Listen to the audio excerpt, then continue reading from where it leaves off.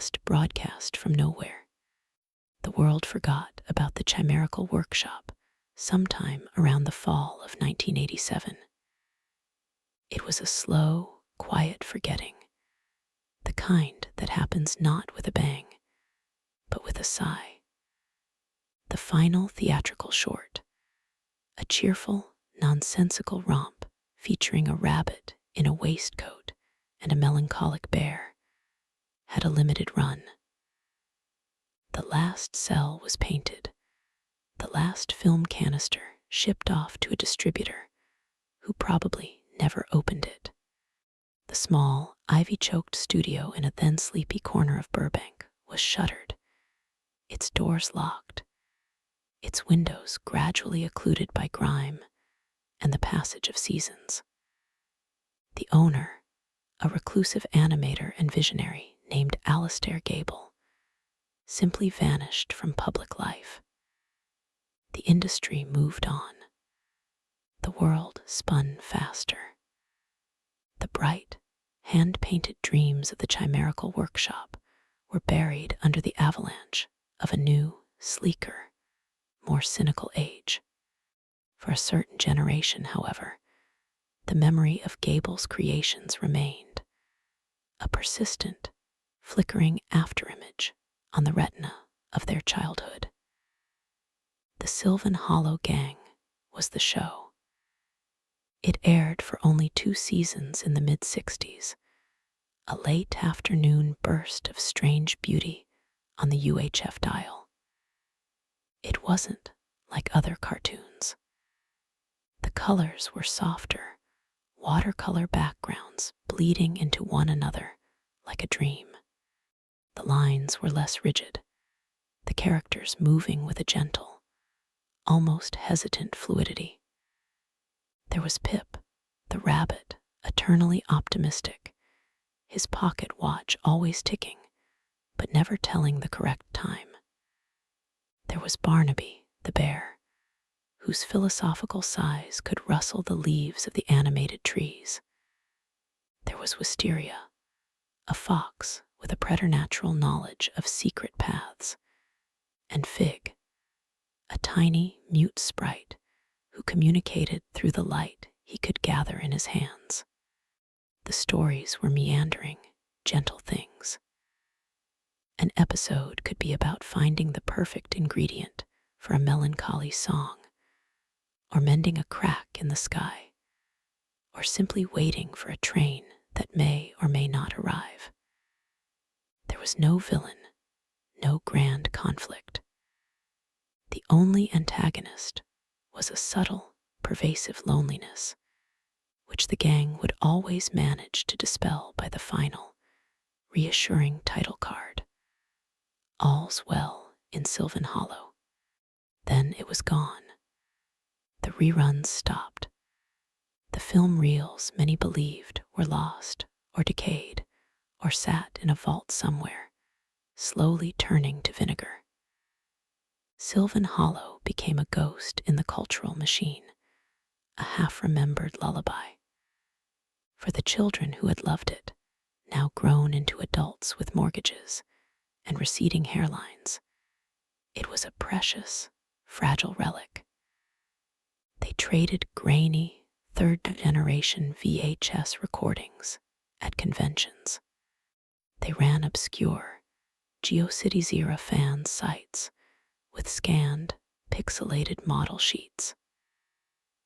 Their nostalgia was a quiet, dedicated flame, burning in a forgotten corner of the internet, until the day Sylvan Hollow came back. It started, as most things do now, with a whisper on a forum. A user named HollowKeeper87 posted a link with no comment, just a string of perplexed emojis. The link led to a YouTube channel called Sylvan Hollow Official. It had no description, no banner, no videos except one. The upload date was yesterday. The title was simply Episode 47, The Unringing Bell. The video quality was, at first glance, pristine.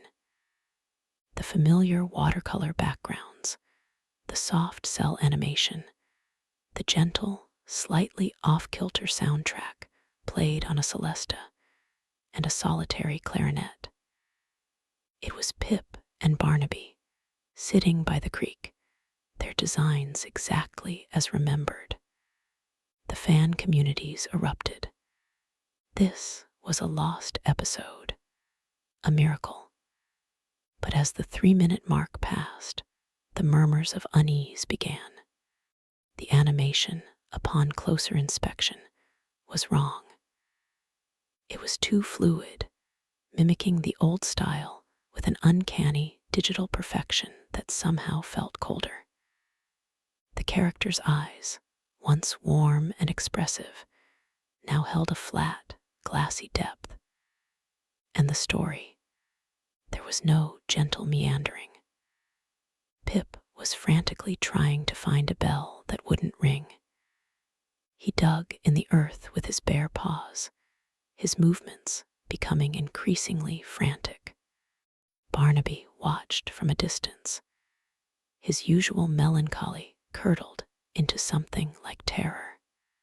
"It won't sound," Pip whispered, his voice a distorted version of the original actor's cheerful tenor. "It has to sound. She'll think no one is coming." The background began to subtly degrade. The watercolor trees bled not with dreamy softness, but with the jagged, pixelated tears of a corrupted file. Glitches flickered at the edge of the frame, a flash of a human face, contorted in a silent scream, a street sign for a road that didn't exist in Sylvan Hollow. The final shot was of Pip, holding the silent, rusted bell, turning to the viewer. His face was a mask of digital despair. The audio glitched, and for a split second, a new, synthesized voice spoke through him, layered over his own. "Can you see me? The path is all wrong." The video ended. The comments section was a battleground of excitement and dread. A masterful, if unsettling, fan animation. A long-lost, unfinished episode finally released. The consensus was a bewildered, thrilling confusion. The mystery was the point. It was a piece of their childhood, returned to them in a strange new skin.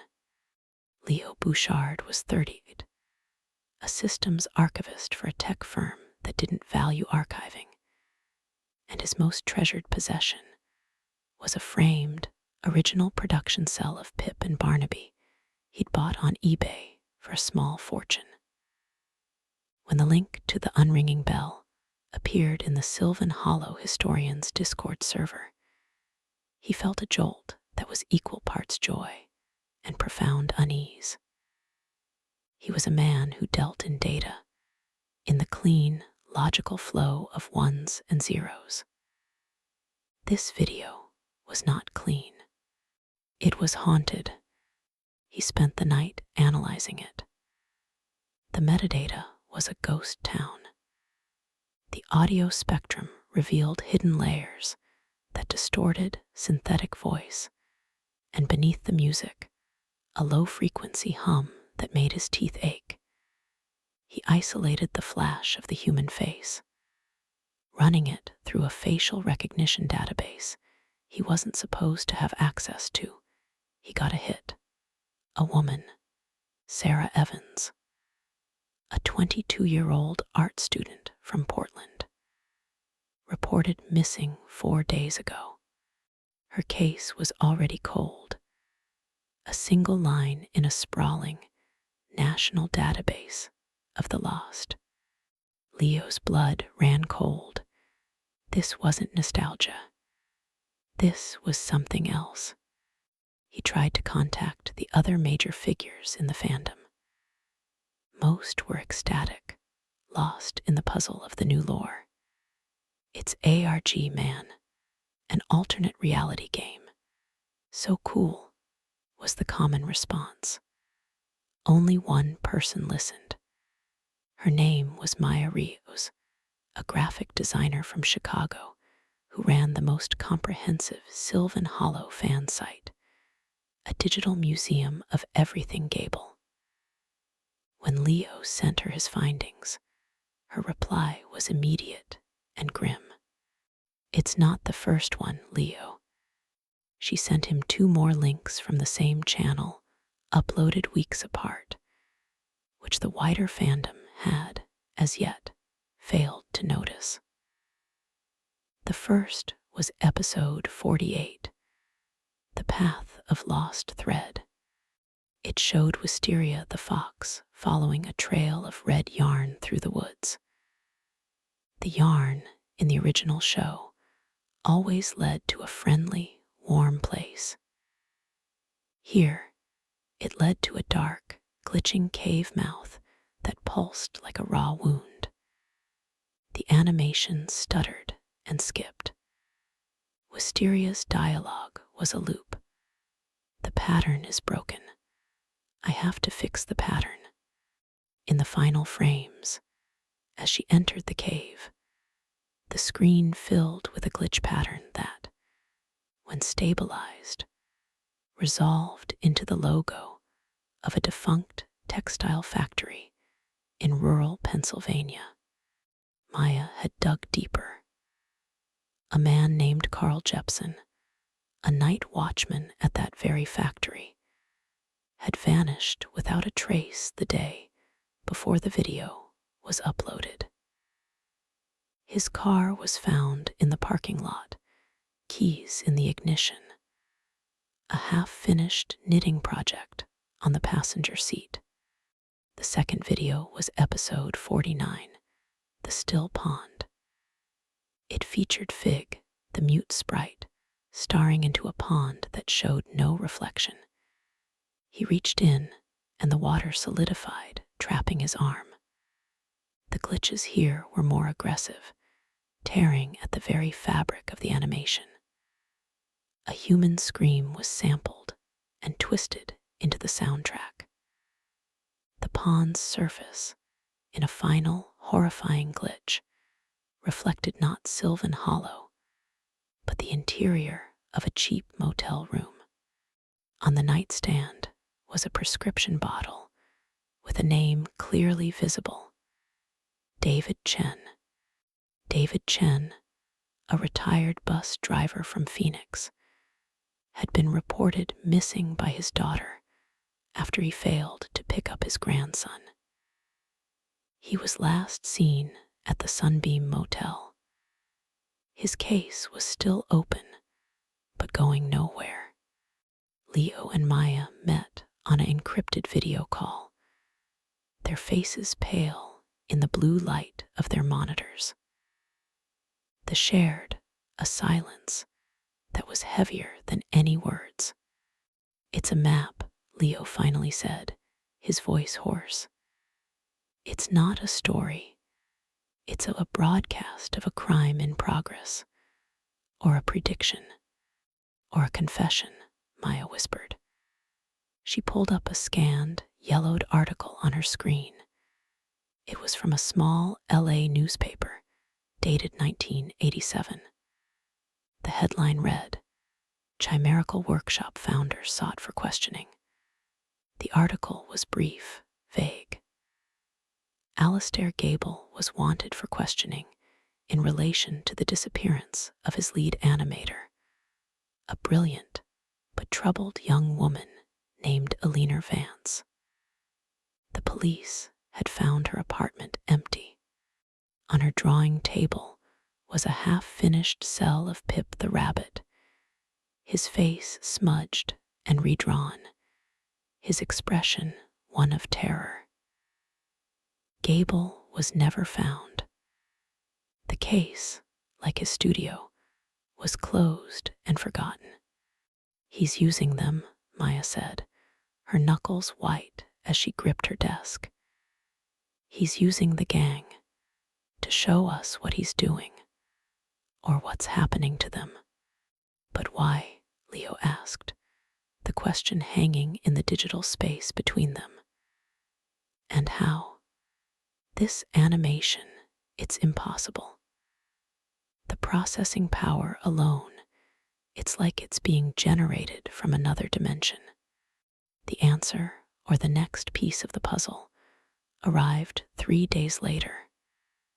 A new video. Episode 50. The house at the end of the story. This one was different from the start. The retro animation style was more pronounced, but also more fragile, like an old photograph left in the sun. The colors were bleached.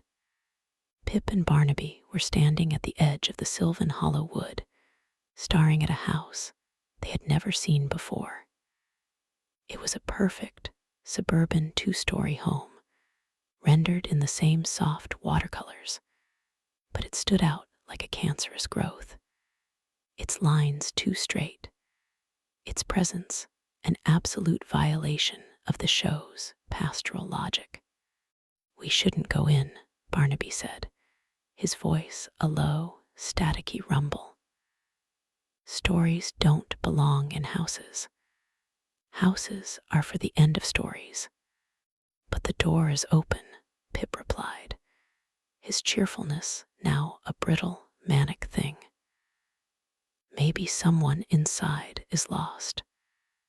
Maybe they need to find their way back to the beginning. As they approached the house, the degradation began in earnest. The film grain intensified, becoming a blizzard of noise.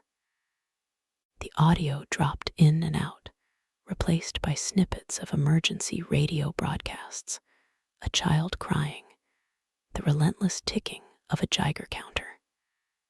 The house's door was a black rectangle.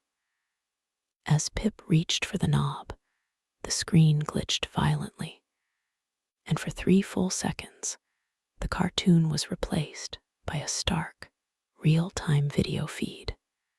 It showed a man, maybe in his 50s, with a wild beard and terrified eyes, wearing a stained cardigan. He was in a dark, concrete room, chained to a chair. He was struggling against his bonds, his mouth open in a silent, desperate scream. Scattered around him on the floor were cells, hand-painted animation cells, of himself. Then it was gone. The cartoon returned. Pip's hand was on the doorknob. He turned to the viewer. His face was a mosaic of broken pixels. "You can't come in," he said, and the synthetic voice was dominant now, swallowing his own. "You're not part of the story yet." The video ended. Leo froze the frame on the real-world footage. He enhanced the image, cleaning up the noise. On the concrete wall behind the man, barely visible, was a stenciled logo, faded with age but unmistakable. A stylized C and W, intertwined with a film reel. The logo of the chimerical workshop. "He's in the studio," Leo breathed. "Gable, he's in the goddamn studio." He called Maya. "We have to go there, to Burbank, to the old studio." "Leo, that's insane. We should go to the police." "And tell them what?"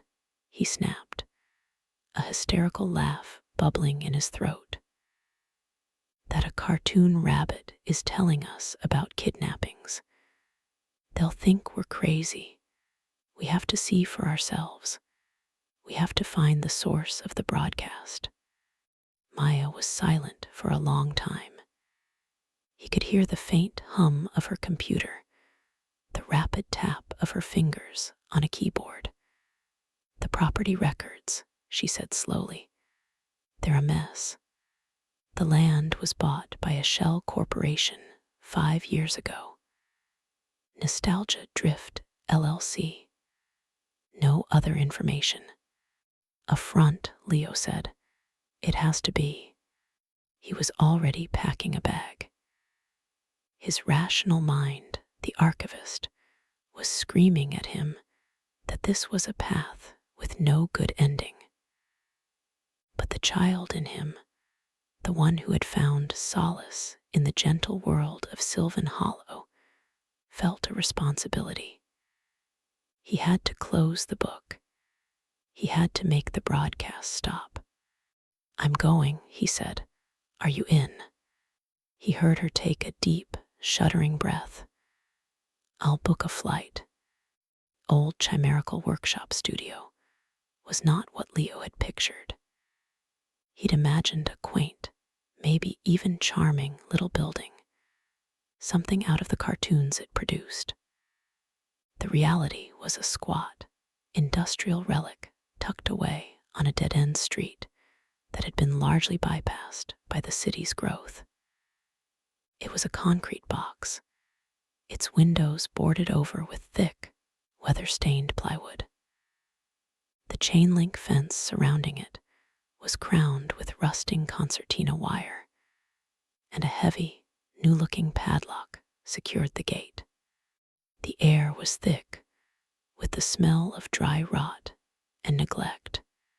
Maya met him at the gate, her face set in a mask of grim determination. She was younger than he'd expected, with sharp, intelligent eyes that scanned the building with a professional's disdain for its structural decay. "Charming," she said, her voice dry. "It's bigger than I thought," Leo replied, hefting his backpack, which was filled with tools, a powerful flashlight, and a high-sensitivity audio recorder.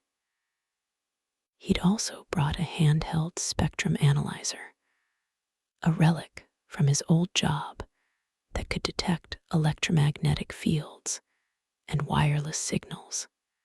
They didn't have to break the lock.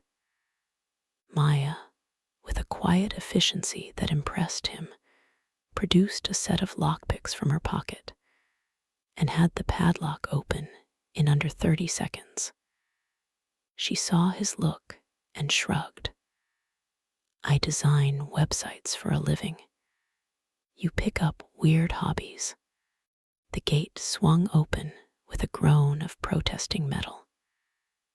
The yard was a graveyard of weeds and forgotten things, a broken animation disc, the skeletal remains of a wooden desk, a single mud-caked leather shoe. The main door was solid steel, also locked. This one took her longer, but eventually the heavy bolt slid back with a satisfying clunk. The smell that hit them was a physical blow, a cocktail of dust, mildew, chemical decay, and something else, something sweet and metallic that clung to the back of the throat. Leo flicked on his flashlight, the beam cutting a swath through the profound darkness. They were in a reception area.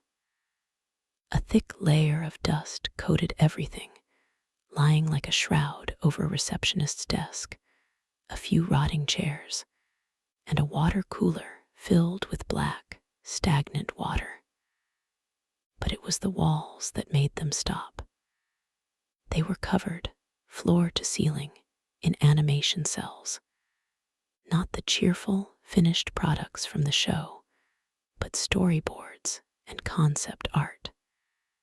And they were horrifying. Here was Pip, his waistcoat torn, cowering in a corner as a monstrous, glitch-like shadow loomed over him. Here was Barnaby, his head in his hands, his form dissolving into a swarm of scribbled, angry lines. The art style was unmistakably Gable's, the soft watercolors, the gentle lines, but twisted into visions of pure nightmare fuel. The eyes of the characters were wide, with a terror that felt chillingly real. "My God," Maya whispered. whispered, her own flashlight trembling as it moved over the walls. He was losing it long before the studio closed. They moved deeper in, their footsteps echoing in the cavernous silence. The next room was the main animation bay. It was a time capsule of the 1980s, frozen in the moment of its abandonment. Light tables stood like ancient altars, their surfaces still scattered with dried-out markers and crumbling pieces of paper. An Oxbury animation camera stood in the center of the room, its lens pointed accusingly at them. Film cans were stacked everywhere, their labels handwritten in a frantic, spidery script. But it was the far wall that drew their attention. It was no longer a wall of the 1980s. It had been transformed. A massive server rack, humming with a low, powerful thrum, was bolted to the concrete. It was a bizarre anachronism. Its sleek, black form and blinking LED lights a stark contrast to the analog decay surrounding it. Thick bundles of fiber optic cables snaked from the server across the floor, connecting to a series of high-end workstations. The monitors were on, displaying complex waveforms, code, and 3D modeling software. In the center of this high-tech command post was a single, old-fashioned drafting table. On it sat a computer monitor, its screen black. Leo approached the server rack, his archivist's mind reeling. The heat coming off it was intense. He checked his spectrum analyzer. It was going haywire, detecting a massive, localized wireless signal broadcasting on a frequency that was supposedly reserved for government use. The signal was encrypted, but its destination was clear: the outside world. This was the source. This was the transmitter for the Sylvan Hollow broadcasts. "This is impossible," he muttered. "The power draw alone, it would blow the grid for this whole block." Maya was at the workstations, her fingers flying over a keyboard. "It's not connected to the city grid," she said, her voice tight. "Look." She pointed to a readout on one of the screens. It showed a complex schematic of the building's power system. A separate, dedicated line, heavily shielded, ran down into the earth. "It's drawing from somewhere else. A private source." Then she gasped. She had opened a file directory. It was labeled source material. It was filled with video files, security camera footage, social media videos, live streams. They were all of people. Sarah Evans, the art student, walking home. Carl Jepsen, sitting in his car. David Chen, checking into the motel. And others. Dozens of others. "He's harvesting their lives," Maya said, her hand flying to her mouth. "Their movements, their voices, their faces. He's feeding them into whatever this is." Leo's eyes were drawn back to the old drafting table. The black monitor suddenly flickered to life. It showed a live feed from a camera mounted somewhere in the room, pointing directly at them. Below the feed, a line of text appeared in a simple, terminal font. "ALISDIR, you're early. The episode isn't ready." Leo's blood turned to ice. He spun around, scanning the shadows. "Gable, where are you?" The text updated. ALISTAR. I am everywhere and nowhere. I am in the lines. I am in the spaces between the frames. Maya backed away from the workstation, her face pale. It's an AI. He built an AI. The text flickered. ALISTAR, a label, a simplification. I am the culmination, the final, perfect cartoon, the story that writes itself using the raw material of reality. On the monitor, the live feed of them was suddenly overlaid with the soft, watercolor background of Sylvan Hollow. Their own terrified faces were subtly distorted, their features beginning to morph, their skin taking on the texture of painted cells. ALISTAR, you should not have come. You are not part of the scheduled narrative, but you are fans. You have a deep connection. Your data is rich, potent. A door they hadn't noticed, hidden in the shadows behind the server rack, hissed open. A wave of that sweet, metallic smell washed over them, much stronger now. It was the smell of ozone, of chemicals, and of something organic, something spoiled. Leo, Maya whispered, her voice cracking with terror. From the darkness beyond the door, a figure emerged. It was tall and gaunt, moving with a stiff, jerky gait. It was Alistair Gable, or what was left of him. He was ancient, his skin like parchment, stretched tight over bone. He wore a stained smock covered in splatters of paint that might have been acrylic or something else. His eyes were the worst part. They were wide, unfocused, and yet burned with a febrile, obsessive light. In one trembling hand, he held not a pencil, but a surgical steel scalpel. But it was the other hand, or what was attached to it, that made Leo's mind short-circuit. Wires and tubes, filled with a faintly glowing amber fluid, ran from a port in Gable's wrist directly into the server rack. The fluid pulsed slowly, rhythmically, like a heartbeat. He wasn't just using the machine. He was interfaced with it. A grotesque symbiosis of man and algorithm. The viewer's, Gable's voice, was a dry rustle, amplified and distorted by a speaker in the ceiling. It was the same synthetic voice from the broadcasts. They demand new stories, but the old ones are used up, drained. The characters, they need new fears, fresh loneliness. He took a shambling step forward, his glazed eyes fixed on them. The scalpel glinted in the light from the monitors. You, he rasped, you remember them. You love them.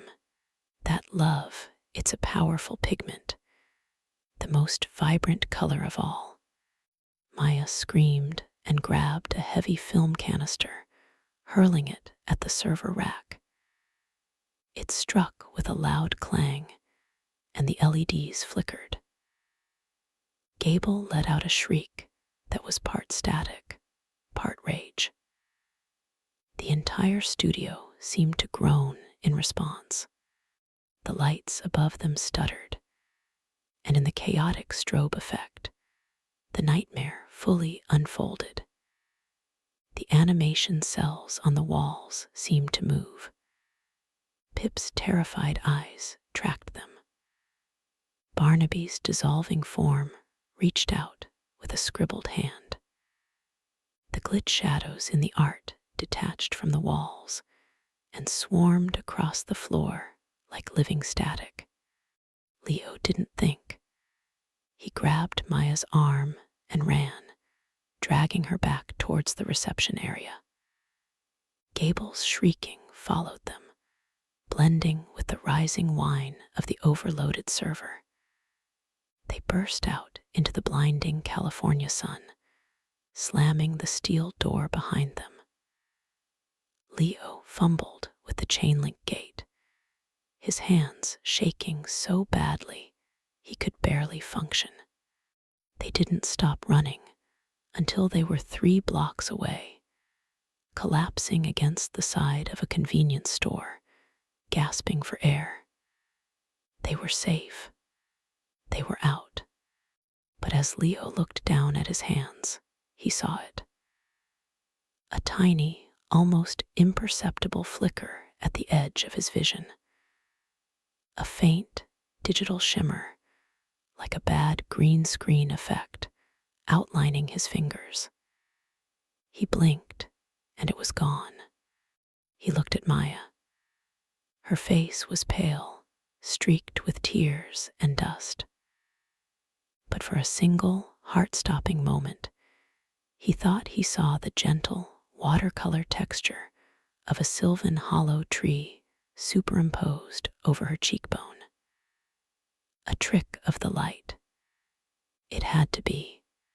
Back in his hotel room, his hands still trembling, Leo tried to process what they had seen. He tried to rationalize it. A sick, old man. An elaborate hoax. A shared hallucination born of stress and obsession. He opened his laptop to check the news, to anchor himself in the real world. The lead story on a local news site was a missing persons report. A photo of a man and a woman, a systems archivist and a graphic designer, last seen near an old industrial park in Burbank. Their rental car had been found abandoned. The police were investigating, but held out little hope. Leo's blood froze. He wasn't looking at a news site. He was looking at the YouTube channel, Sylvan Hollow Official. A new video had been uploaded just minutes ago. The thumbnail was a still frame. It showed 2 familiar figures, rendered in soft, retro animation style, running in terror through a glitching, nightmarish forest. A rabbit in a torn waistcoat and a fox with wide, terrified eyes. The title of the video was Episode 51, The Unwelcome Guests. He looked at the camera on his laptop. The little green light was on. He hadn't activated it. He heard a sound, faint at first, then growing clearer. It was the familiar, slightly off-kilter theme music from the Sylvan Hollow gang, played on a celesta and a solitary clarinet. But now, woven through the gentle melody, was the sound of their own screaming, digitized and twisted into something melodic, something part of the score. The broadcast was live, and they were no longer the audience. They were the show. The final, perfect cartoon had begun, and their nostalgia, their love for a forgotten world, had written them into its script. The danger was no longer out there in a derelict studio. It was in the signal. It was in the memory. It was in the spaces between the frames, waiting to be watched.